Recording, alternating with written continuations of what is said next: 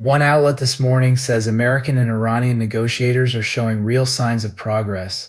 Another leads with the president threatening to restart military strikes. Same talks, same day, two very different stories. This is Media Lens. Here's what actually happened.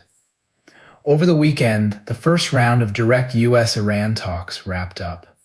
Senior American officials, including the vice president, said there was meaningful movement at the table. Oil prices slipped on the news, a signal that energy markets read the meeting as a step toward de-escalation. But at the same time, the president publicly warned that he could order strikes to resume if the negotiations stall out. Both of those things are true at once. What changes from outlet to outlet is which one gets the spotlight. Start with the market's first framing. The New York Times leads with oil prices fall as U.S. Iran talks show signs of progress. The Wall Street Journal runs its live coverage as a Dow wavering amid the peace talks. Read those and the takeaway is steady, diplomatic, even reassuring.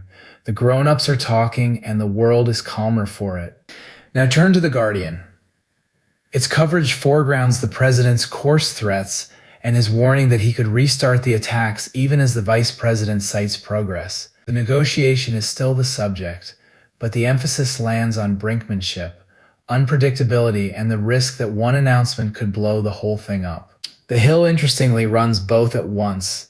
A clean Vance reports major progress in Iran talks, sitting right next to coverage of the threat to restart strikes. One newsroom, two tones, depending on which story you click. And here's the thing. None of these outlets is printing something false. The progress is real. The threat is real. The oil price move is real. But a reader scanning headlines on their phone walks away with a completely different emotional read depending on which one surfaced in their feed. One says peace is breaking out. The other says a war could reignite at any moment. So what does this tell you? When a single story contains both a hopeful thread and a dangerous one, the headline becomes a choice. Which feeling does the editor want to activate first? Market's first framing soothes, threat first framing alarms, and the underlying facts barely move between the two.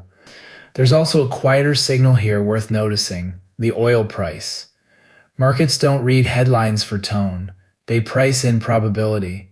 When crude slips on a day like this, traders are betting with real money that de-escalation is more likely than escalation. That's a useful tiebreaker when two headlines pull you in opposite directions. So when you read about these talks today, ask one simple question.